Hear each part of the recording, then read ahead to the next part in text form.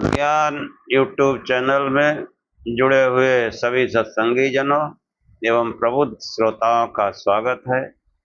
सभी का अभिनंदन है और सभी को मेरा प्रेम पूर्वक जय श्री। मीमांसा दर्शन के पिछले आख्यान में मंत्र के संबंध में बताया गया कि मंत्र जो है उसका धात्वर्थ या जो शास्त्रीय अर्थ होता है उससे पृथक जो वो प्रेरणा देता है उस पर जो है विचार करना चाहिए। जो प्रेरणा देता है कि वो कर्म की उपादेयता के प्रेरक वाक्यों में मंत्र संज्ञा का व्यवहार होता है। और इस जो है अधिकरण में मंत्र के संबंध में पिछले आख्यान में चर्चा हुई कि मंत्र जो है वो उसका पाठ कर लेना इतना ही काफी नहीं, उसका शाब्दिक अर्थ धात्वर्थ कर लेना वो भी काफी नहीं है। वो जो प्रेरणा देता है वह उसकी वास्तविक उपादेयता है। और गायत्री मंत्र के माध्यम से बताया गया गायत्री मंत्र क्या प्रेरणा देता है। हर एक मंत्र का मतलब है मंत्रणा देना, सलाह देना कि है मनुष्य तू ऐसा कर। तो इस प्रकार जो है मंत्र के संबंध में चर्चा हुई और आज के आख्यान में कि जो ऋषि जनों का कथन है कि पृथक पृथक रूप से पदार्थों का अंत नहीं पाते परंतु लक्षण से निरूपित वस्तुओं का बुद्धिजीवी जन भी अंत पा जाते हैं। लक्षण से निरूपित इस प्रकार लक्षण द्वारा मंत्र पद से 4 संहिताओं ऋक् यजुः साम अथर्व का बोध होता है, क्योंकि इन संहिताओं में किसी धर्म के विधि विधान प्रकार का निरूपण नहीं है। यहाँ आख्यात पद केवल कर्म की उपादेयता आदि को बताता है। विधि विधान का प्रकार बताना कैसे विधि विधान ये ब्राह्मण ग्रंथों का विषय है। वो ब्राह्मण ग्रंथों मतलब विधि विधान जो कर्म कांड है वो तो ब्राह्मण ग्रंथों का विषय है।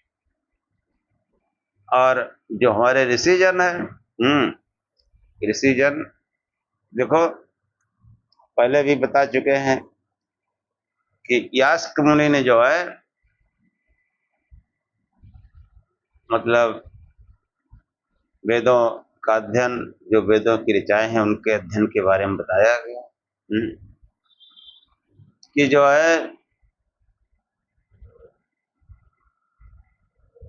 स्थाणुरयम् भारहारा किलाभूत निरुक्त में आया है कि स्थाणुरयम् भारहारा किलाभूत योधित वेदम न विजानाथ योर्थम योर्थज्ञ इत सकल भद्रमश्नुते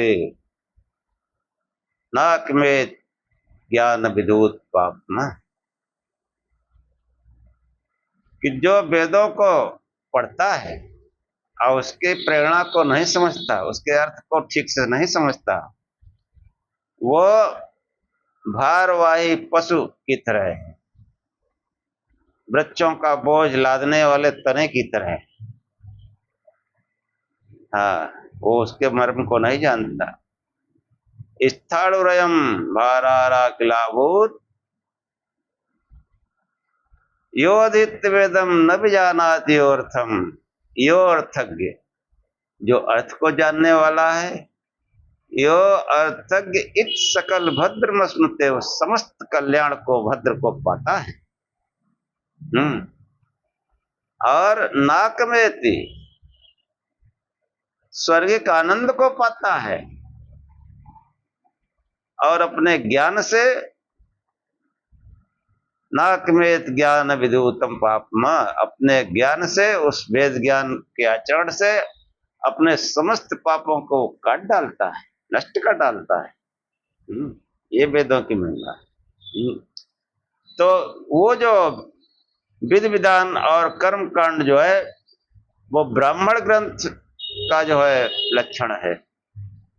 तो आज के आख्यान में वही ब्राह्मण का लक्षण जो है वो आचार्य ने जो बताया है उसी पर आज चर्चा करेंगे। ओ असतो मा सद्गमय तमसो मा ज्योतिर्गमय मृत्योर्मामृतम गमय। हे परम गुरु परमात्मा, हमें असत्य से सत्य की ओर ले चलो, अंधकार से प्रकाश की ओर ले चलो तथा मृत्यु से अमरता की ओर ले चलो। मेरे समस्त आख्यानों के मूल में यही 3 पंक्तियां हैं कि हमारे आख्यानों का केवल उद्देश्य यही है कि कैसे हमारी उपासना पद्धति है उसकी दिशा सही हो जाए,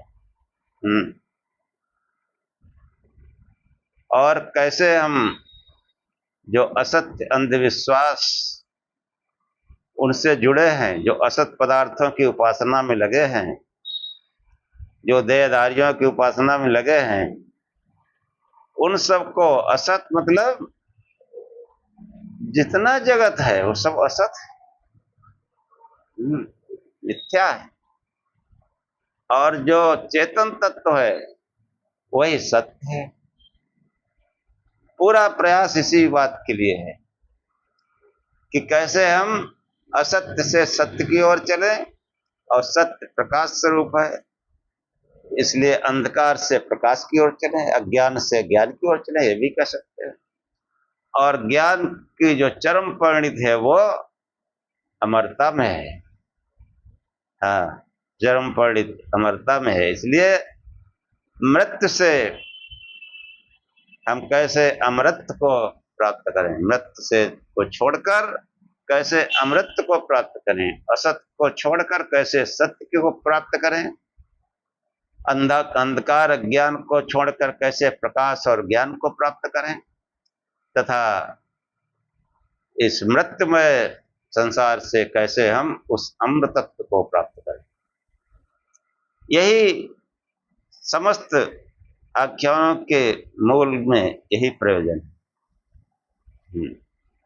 तो ये जो है ब्राह्मण जो ग्रंथ हैं वेदों में, उन संबंध में जो है महर्षि जैमिनि कहते हैं कि शेषे ब्राह्मण शब्द, शेषे मतलब मंत्र से अतिरिक्त जो भाग आमनाय का बच जाता है उसमें ब्राह्मण पद का व्यवहार समझना चाहिए।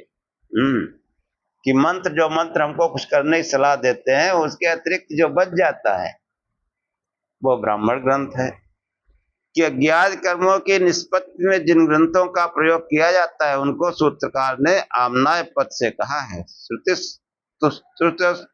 श्रुतिस्तु वेद आमनाय कोश के अनुसार श्रुति वेद आमनाय पद समाद अर्थ को कहते हैं। आमनाय पुनर्मंत्राश्च ब्राह्मणानि च, इसके अनुसार मंत्र और ब्राह्मणों दोनों को आमनाय अथवा वेद पद से कहा जाना चाहिए। वस्तुतः इन पदों का प्रयोग मुख्य रूप से 4 मूल संहिताओं ऋग यजु साम अथर्व के लिए होता है। वैदिक साहित्य के अंतर्गत ब्राह्मण वाक्य के लिए वेद पद का प्रयोग नितांत पारिभाषिक है। जैसे पाणिनि व्याकरण अष्टाध्यायी में वृद्धि और गुण पदों का प्रयोग है, इसलिए मंत्र ब्राह्मण योर्वेद नाम ध्येयम इत्यादि वाक्यों का क्षेत्र केवल यज्ञ संबंधी ग्रंथों तक के व्यवहार तक सीमित है। कि ब्राह्मण ग्रंथ जो है, जो हम लौकिक यज्ञ कर्म कांड कराते हैं तो ब्राह्मण ग्रंथों का व्यवहार यहीं तक सीमित है, इसके आगे नहीं। यज्ञ आदि, और यज्ञ आदि का फल यही है कि हम उस अदृष्ट और अपूर्व की ओर जो है प्रेरित हो जाए। इसका यही प्रयोजन है। तो ये जो है अन्यत्र व्यवहार में यदि ऐसा प्रयोग देखा जाता है तो वो नितांत औपचारिक समझना चाहिए।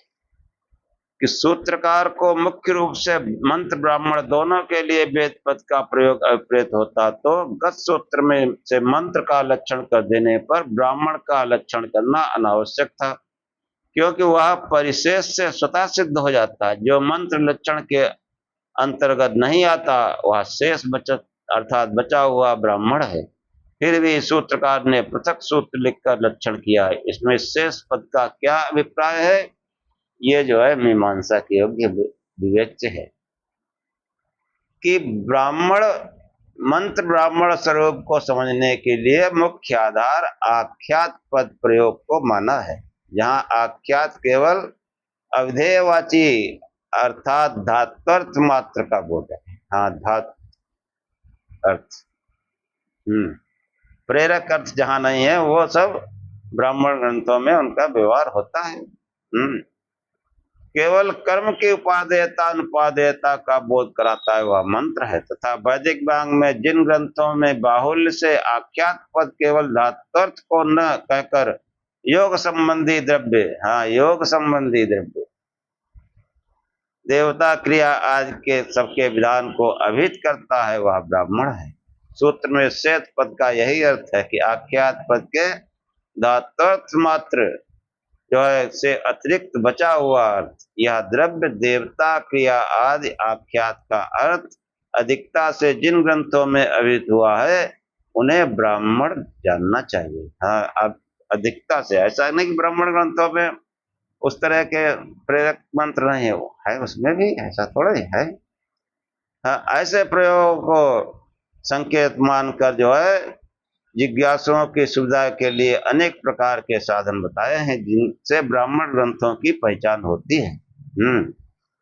उनको संभवतः जो है किसी अन्य आचार्य ने इस प्रकार से श्लोकबद्ध किया कि हेतु निर्वचनम निंदा प्रशंसा संशयो विधि परक्रिया पुरा कल्पो व्यवधारण कल्पना उपमा च दर्शते तु विदयो ब्राह्मणस्य हि एतद्वै सर्ववेदेषु नियतं विधिलक्षणम्। कि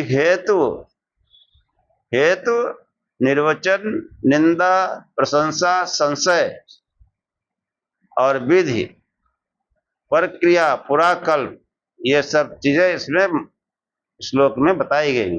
यह तो जहां साधन का निर्देश किया गया हो वह ब्राह्मण जानना चाहिए, जैसे सूर्पेण जो हो तेन ही अन्नम क्रियते, सूप में होम करता है क्योंकि उससे अन्न साफ किया जाता है। ये जो है साधन का निर्देश आता है, या होम का साधन हेतु सूप कहा है और ब्राह्मण ग्रंथ की पहचान है, अथवा ऐसे कथन जहां हो वह ब्राह्मण ग्रंथ कहा जाता है।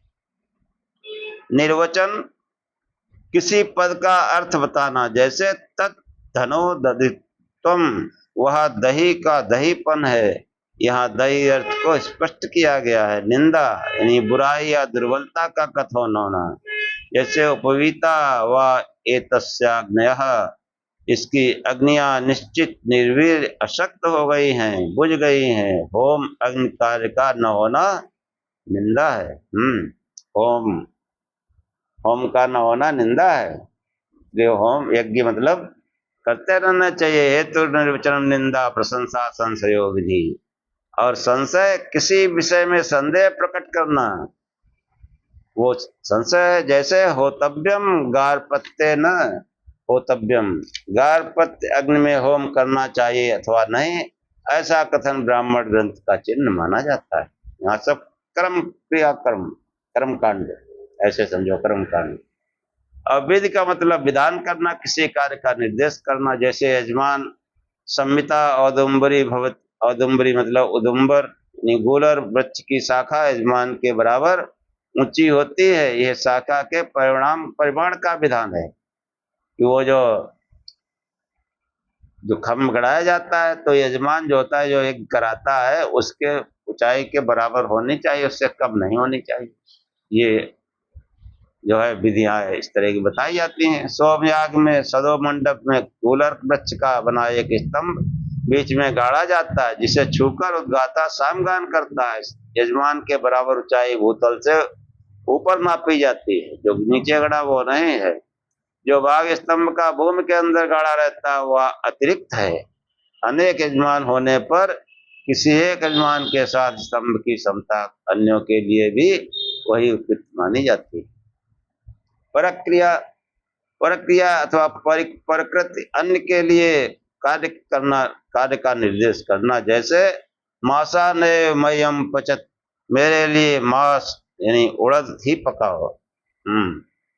जो मासा ने मयम पचत, अब ये मांस का जो है जिन आचार्यों को कुछ नहीं आता जाता था, या जो जीवा के ज्यादा मतलब वो थे गुलाम, चटकारे लेने वाले, तो मांस का उन्होंने मांस, हाँ, मांसाहार कर दिया। मांस माने उड़द होता है, खाली सा का अंतर है, वो सा बदल दिया। हाँ, मांस खाओ। वेदों में जो है मांस खाना वर्जित है। तो ये जो है मतलब इसमें निर्देश है कि मेरे लिए मांस यानी उड़द ही पकाओ। यह अन्न के कार्य का कथन है। पूरा कल पहले की किसी घटना का उल्लेख करना, जैसे उल्मुकः पूर्व समाजग्म, उल्मुकों यानी अंगारों के साथ ही पूर्वजन आए थे। कि पहले जो है काय से उत्पत्ति हुई संसार की, उस अग्नि से, उस प्रकाश स्वरूप से। स्तुत निंदा परिकत प्राकल्प का अर्थवाद के रूप में निर्देश न्याय सूत्र में भी किया गया है। प्रकृत की व्याख्या करते हुए वात्सायन ऋषि जो है इन्होंने भी उसका वर्णन किया है। तो ये जो है इस प्रकार बताते हुए ये विधियां जो है ब्राह्मण ग्रंथों की जो विधियां हैं उनके बारे में चर्चा हुई। इस तरह के जो भी कार्य हैं वो ब्राह्मण भाग कहा गया है। इसीलिए जो है प्रारंभिक आख्यान में ही हमने कहा था वेदों के दो भाग, एक भाग है कर्मकांड, दूसरा भाग है ज्ञान कांड। कर्मकांड को ब्राह्मण ग्रंथ कहते हैं और जो ज्ञान कांड है वो उपनिषद है। और उपनिषदों में प्रधान उपनिषद 11, बाकी फिर भ्रम में डालने वाले केवल 11 उपनिषद ही जो है वो श्रेष्ठ, उन्हीं को पढ़ना चाहिए। अन्य का जो है प्रमाण संदिग्ध है। ये 11 उपनिषद प्रमुख है, इन्हीं का जो है हमको अध्ययन मनन चिंतन करना चाहिए।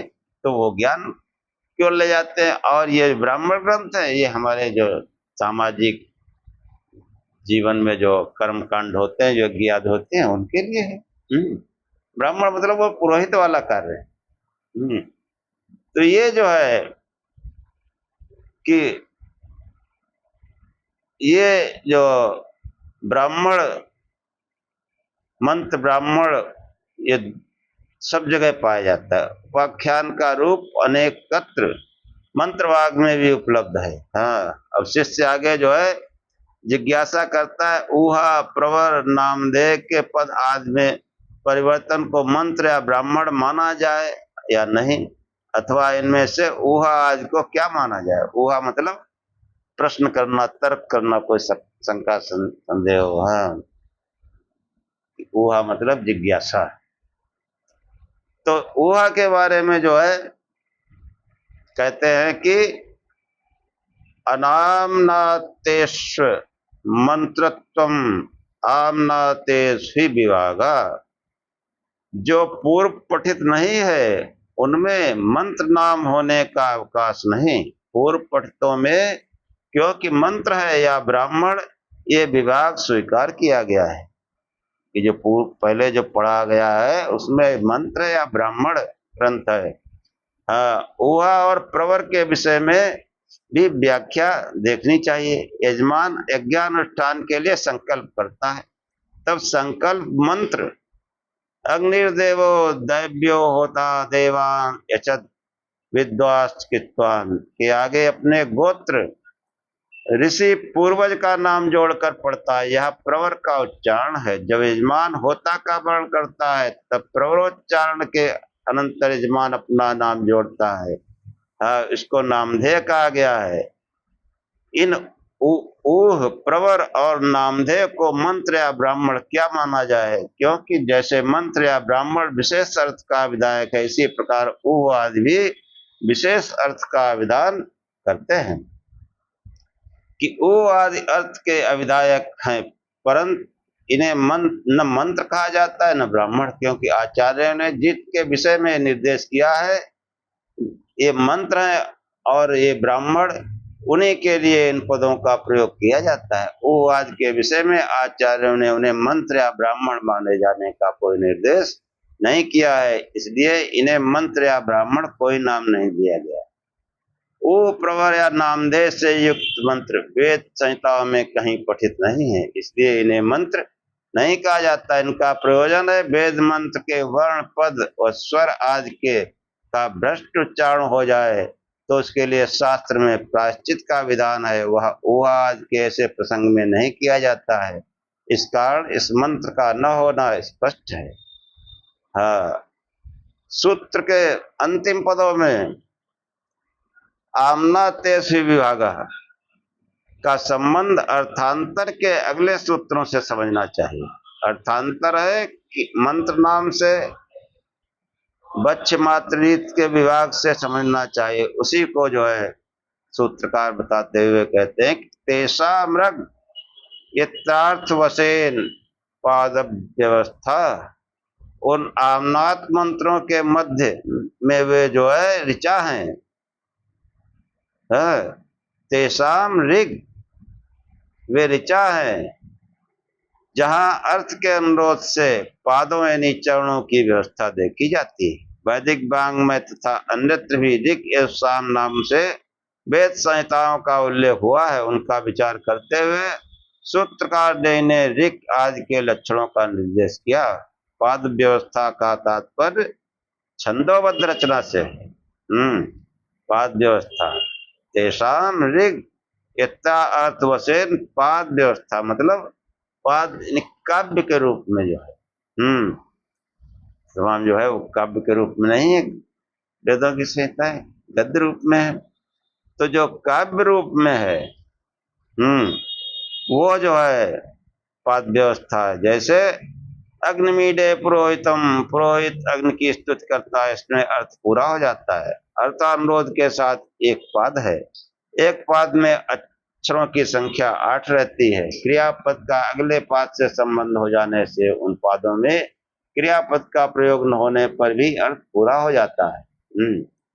यज्ञ में देव ऋतु अग्नि की स्तुति करता है, रत्नों का धारण करने वाले होता अग्नि की स्तुति करता है। यह अर्थ अनुसार पादों की व्यवस्था है। छंद शास्त्र के अनुसार यह त्रिपदा गायत्री है। तो 3 पद वाली गायत्री है, 4 पद वाली अनुष्टुप है। और यहाँ भाष्यकार ने 8 अक्षर वाली बताया, ज्यादा अक्षर वाले भी होते हैं, 11 अक्षर वाले भी होते हैं, 12 अक्षर वाले भी होते हैं, 10 अक्षर वाले भी होते हैं, जगती बृहती और बहुत से मंत्र आए हैं। उनमें पाद जो है वो इसमें 8 तो 10 भी है, 11 भी है, 12 48 अक्षर का जो है जगती छंद होता है। तो ये कोई इसमें ज्यादा विस्तार से जाने की जरूरत नहीं, प्रसंगवश जैसा आया तो उसमें जो है जो वास्तविकता है उसको बताने का प्रयत्न करते हैं, और कोई बात नहीं, कोई खंडन मंडन भी नहीं है, जो वास्तविकता है। तो ये जो है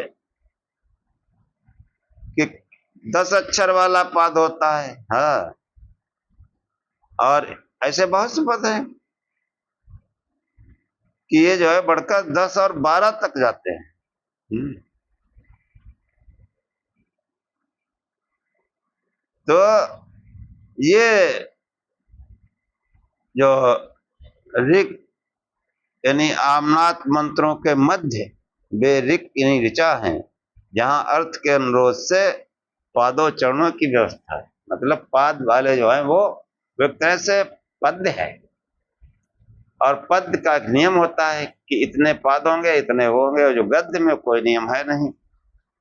पद्य में क्या है कि वो जैसे गायत्री है 3 पाद वाली, तो प्रत्येक पाद में 8 अक्षर होंगे। अनुष्टुप है 4 पादों वाला, तो प्रत्येक पाद में 8 होंगे, मगर 4 पाद का होगा। ऐसे जगती में 12 अक्षर होंगे, और प्रत्येक पाद 12 अक्षर का होगा, 4 पादों में 48 अक्षर होंगे। तो इस प्रकार के जो है मंत्र जो है ऋक में जो है ये पाद व्यवस्था है। अब जो है जो साम लक्षण आदि उनका बताते हुए आचार्य कहते हैं गीति सामाख्या, कि गान के साथ उच्चरित किए जाने वाले मंत्रों को साम साम वेद जो है उसमें स्तुति है, गान है। हाँ, वो किसी भी मंत्र में हो, लेकिन वो गा करके ही पढ़ा जाता है, स्तुति है वो। किन्नकीर्देवामिनीमसे न कियायोपयामसि मंत्रश्रुत्यं चरामसि। ये स्तुति की गई। जो विद्वान और धर्मात्मा लोग हैं उनकी स्तुति की गई। क्या है देवो, देवो मतलब जो विद्वान हैं और धर्म कार्य में लगे हैं उनको संसार में देव कहा गया। अब वो देव जैसे आजकल मान लो ये सब जो धर्माचार्य बैठे हैं उनको अगर देव कहा जाए तो देव तो बड़ी जल्दी गुस्सा हो जाते हैं। कोई बात, कोई प्रश्न पूछ तो बड़ी जल्दी गुस्सा हो जाते हैं, क्रोधित हो जाते हैं। क्या तुम जो उनके हाँ में हाँ मिलाते रहो। तो ये मंत्र उन्हीं देवों की स्तुति करता है, कहता है कि नकीर देवामिनी मसी, तुम क्यों नाराज होते हो, गुस्सा क्यों होते हो। मेरा जो है प्रयोजन किसी को चोट या आघात पहुंचाना नहीं है। इन्हीं मसी मतलब चोट पहुंचाना, आघात पहुंचाना, हिंसा करना। हाँ, कोई जैसे अपने विचारों के विरुद्ध में कोई बात होती है तो बहुत कम लोग उसको सहज रूप में विचार करते हैं कि ठीक कह रहा है या गलत कह रहा। अन्यथा जो हम कह रहे वही सही है, वो सही हो या न हो, उसके विरोध में कह दोगे तो भड़क जाएंगे। धर्माचार्यों का यही खेल है। तो उन्हीं धर्माचार्यों के लिए देखो स्तुति की गई। कह दे वो, हाँ भाई भव्य दिव्य बैठे हैं, रंगे पोते बिल्कुल सजे सजाए, तो है दे वो हम जो है किसी को चोट पहुंचाना, आघात पहुंचाना या हिंसा करना मेरा जो है कार्य नहीं है। न किरायोपयामसि, और हमारा ये भी कार्य नहीं किसी को विमोहित करके अपनी स्वार्थ सिद्धि करें, जैसा कि अधिकांश क्या सभी धर्माचार्य यही कर रहे हैं कि जो आया अगला उसको जो प्रसन्न करो किसी तरीके से, अच्छी बात से, खराब बात से, कैसे भी जैसे उसकी इच्छा हो, और उससे अपना स्वार्थ सिद्धि कर लो, नहीं पैसा चाहिए। ये पूरा दिमाग लगा रहे हैं धर्माचार्य। आया है उसको जो है उसको जो सेवा करो या उसको गंडा ताबीज बना दो, उसको जो है कोई मतलब तंत्र मंत्र वशीकरण कुछ का बता दो, या उसको ज्ञान से मानता है तो फिर ज्ञान कराओ। मतलब सबके उसमें है कि हम उसको विमोहित करें, जैसी उसकी मानसिकता है उसी मानसिकता से विमोहित करके उससे पैसा लेते। तो सामगान में क्या कहता है मंत्र की अय देवो, न तो हम किसी को आघात नहीं चोट पहुंचाते, किसी विचारों को आघात पहुंचाना हमारा काम नहीं है, और किसी को विमोहित करके चल करके उससे अपना स्वार्थ सिद्ध करना ये भी हमारा काम नहीं। कि न कि देवामिनीमसि न किरायोपयामसि मंत्र सत्यम चरामसि। जो वेद मंत्र कहते हैं हम उसके अनुसार जो है आचरण करने का प्रयत्न करते हैं, उसके अनुसार जो है बताने का प्रयत्न करते हैं। हाँ, मेरे आख्यानों में बहुत जगह लोगों को जैसे जो उनकी परंपरागत जो धारणा है उनको चोट पहुंचती है, लेकिन वो थोड़े, मैं तो वेद मंत्र वेद का अनुसार करता हूं, अगर मैं अर्थ गलत करता हूं तो होता हूं। तो ये जो है जो साम लक्षण है कि गीति सामाख्या, गान के साथ उच्चारित किए गए जाने वाले मंत्रों को साम ये नाम होता है। गीत शास्त्र के अनुसार गाए जाते हुए मंत्र वाक्यों में प्रामाणिक जन साम नाम का प्रयोग करते हैं। ऐसे मंत्रों को गाए जाने पर वे कहते हैं कि हम सामों को पढ़ते पढ़ाते हैं। जब तक किसी ने दही या गुड़ नहीं खाया तब तक वह अनुभवी प्रामाणिक व्यक्ति के कथनानुसार ही से जानता है। खा लेने पर वह स्वयं दही की खटास या गुड़ मिठास का अनुभव कर लेता है। इसी प्रकार संगीत का विशेषज्ञ होकर जब कोई व्यक्ति मंत्रों के गान की पद्धति को सीख लेता है तब वह स्वयं साम को जान जाता है। गीत पद का अर्थ केवल गान है, परंतु सूत्र में गीत पद का प्रयोग गीत युक्त मंत्र के लिए हुआ है। कि साम वेदों का जो पाठ है, साम वेद के मंत्रों का, वो गा करके पढ़ता है, गान साम नहीं है। जो मंत्र गाया जाता है उस मंत्र का नाम साम है। ऐसे जो है गाए जाने वाले मंत्रों की संहिता सामवेद नाम से प्रसिद्ध है। और अब यजुर, हाँ, शिष्य जिज्ञासा करता है कि सूत्रकार ने यजुस का लक्षण बताया, यजुर्वेद क्या है? तो कहते हैं से यजुर शब्द कि ऋक और साम संज्ञक मंत्रों से जो शेष बच रह जाते हैं उनमें यजु शब्द का व्यवहार होता है। यानी यजुस के पृथक लक्षण करने की आवश्यकता नहीं समझते हैं, क्योंकि ऋक और साम का पृथक लक्षण कर देने से जो उन दोनों के विपरीत संहिता भाग है, जो न ऋक है न साम है, वह यजुस है, यह स्पष्ट हो जाता है। इसलिए जो मंत्र भाग का गीत रूप न गीत रूप है न पादबद्ध, वह यजुर्वेद नाम से प्रसिद्ध है। यद्यपि इसमें कतिपय मंत्र पादबद्ध पठित है, हाँ, यजुर्वेद में भी पादबद्ध हैं, पठित हैं, फिर भी दोनों के विपरीत प्राचुर्य से इसका यजुर्वेद नाम उपयुक्त है। ये जो है, हाँ। और इसके बाद में क्या है, इसके बाद में जो है निगद,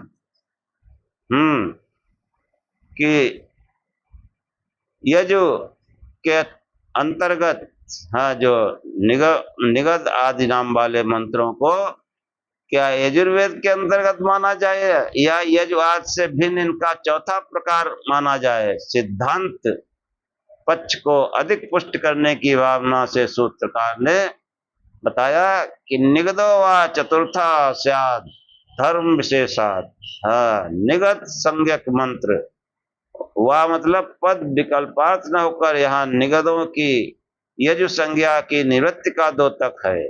चतुर्था से पूर्वोक्त तीनों से भिन्न चौथा प्रकार होना चाहिए। हाँ, चौथा प्रकार धर्म विशेष के कारण कि उच्चैर चाकृते उच्चय सामना उपांश युजुषा उच्चय निगदेन, कि ऋक के प्रयोग से ऊंचे उच्चारण के साथ किया जाता है, साम से ऊंचे उच्चारण के साथ, यजु को उपांश और निगत से ऊंचे स्वर के साथ। यजु के सामुख में निगत का यही धर्म विशेष है जो यजु से उपांश और निगत से ऊंचे स्वर में किया जाता है। उपांश का अर्थ है इसमें ताल, जिह्वा, ओष्ठ आदि का प्रयोग अथवा कंपन तो प्रतीत हो पर शब्द का उच्चारण समीप बैठे व्यक्ति को भी सुनाई न पड़े। ताल आदि के प्रयोग का तात्पर्य केवल मानसिक उच्चारण होना चाहिए, कि जो है ऊंचे स्वर से गया था वो मानसिक उसका होता है। यजु से निगत की विशेषता ठीक है कि यजु का उपांश और निगत का ऊंचा उच्चारण होता है, परंतु ऋक और साम के साथ निगत की उच्चय प्रयोग की समानता निगत को ऋक् अथवा साम के अंतर्भूत नहीं कर सकती, क्योंकि निगत न पादबद्ध होता है न गीत रूप, इसलिए वह मंत्र का चतुर्थ प्रकार माना जाना चाहिए। सूत्रकार ने इसी की पुष्टि के लिए अन्य हेतु प्रस्तुत किया कि व्यपदेशाश्च, व्यपदेश से भी निगत मंत्र चौथे प्रकार का है। कथन मात्र से श्लोक में व्यवहार किया जाना व्यपदेश है। ये जो पढ़े जा रहे हैं निगत नहीं, निगत पढ़े जा रहे हैं ये जो नहीं, ये लोक व्यवहार निगतों की यजुओं से भिन्न सिद्ध करता है। आचार्य सूत्रकार ने इस विषय में सिद्धांत पक्ष प्रस्तुत किया। यजु शिवा तद्रूपत्वात्, कि जो है यजु ही वे निगत हैं यजुओं के समान रूप होने से, कि विकल्प का अर्थ न होकर पूर्व पक्ष के निवारण का द्योतक होकर सिद्धांत रूप निश्चय ही को व्यक्त करता है। यजुओं का स्वरूप ऋक् और साम से भिन्न है, न इसमें पद व्यवस्था है न ये गाए जाते हैं। पद व्यवस्था के कारण ऋक् छंदोबद्ध रचना है, जैसे ऋग्मंत्र यज्ञादि के अवसर पर गीत रूप में प्रयोग किए जाते हैं वे साम हैं। उनसे भिन्न यजुओं का स्वरूप का तात्पर्य है जो मंत्र छंदोबद्ध न होकर गद्य रूप हैं वे यजु हैं। निगत संज्ञक मंत्र भी ऐसे ही हैं, आदि गुण रूप है, इसलिए इनकी गणना यजुओं में होती है। इनका उच्चारण उपांश न होने से इनकी विशेष संज्ञा निगत है। हाँ, ये जो है जो अंदर बहुत बारीकी से इस चीज को समझाया गया, क्योंकि मीमांसा का अर्थ ही है कि बहुत बारीक से विश्लेषण किया गया, समालोचना की गई। हाँ, अब जो है आश्रावण, प्रत्याश्रावण, प्रवण निर्देश, हाँ, ये 5 प्रकार के जो है निगत बताए गए। कि अश्रावण मतलब यज्ञ संबंधी कोई कार्य आवश्यकता अनुसार अन्य साथी को सुनाना। प्रत्याश्रवण मतलब पूर्व सुने हुए का प्रत्युत्तर देना। प्रवर निर्देश मतलब गोत्र वंश आदि कथन के अवसर पर आवश्यक मंत्र पाठ। हाँ, मंत्र में गोत्रोक्त सब पढ़ा जाता है। और संवाद मंत्रोच्चार पूर्वक यज्ञ संबंधी वार्तालाप और संप्रेष अध्यक्ष द्वारा उद्गाता को मंत्रोच्चार पूर्वक यज्ञ संबंधी निर्देश। हाँ, कि कैसे यज्ञ करना है, इस प्रकार का जो है संदेश दिया जाता है। ये निगत का इस तरीके का वर्णन है। और निगत मंत्रों के उच्चस्त धर्म विशेष क्यों है, तो महर्ष जमीन कहते हैं कि वचनात् धर्म विशेषा, वचन से उच्चय निर्गदेन, इस शास्त्रीय कथन से निगत मंत्रों का उच्चस्त धर्म विशेष स्वीकार किया जाता है। यजुओं में कतिपय मंत्र को उपांश उच्चारण न होकर उच्चय उच्चारण करना किसी का मनगढ़ंत नहीं है, शास्त्र इसका प्रतिपादन करता है। इतने मात्र से निगत संज्ञक मंत्रों का ये इष्ट भ्रष्ट नहीं हो जाता, ये शास्त्रीय प्रतिपादन निरर्थक नहीं है, इसका प्रयोजन है।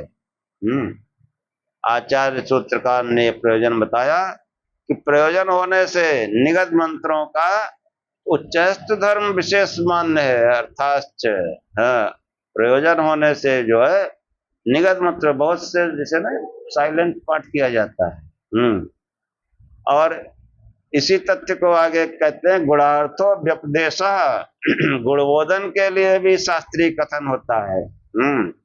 सर्वेषामित चेता, ऊंचे स्वर में बोले जाने वाले मंत्रों का ऐसा निगत नामित कहा जाए तो यह युक्त नहीं है। हाँ, अगले सूत्र के साथ इसका संबंध है। ऐसी मान्यता में ऋक् और साम सभी मंत्र जो ऊंचे स्वर से बोले जाते हैं निगत संज्ञक ही माना जाना चाहिए। हाँ, ऐसी जिज्ञासा में महर्षि जमीन कहते हैं कि न ऋक् व्यपदेशात्, नहीं ऋक् जो है निगत नहीं है।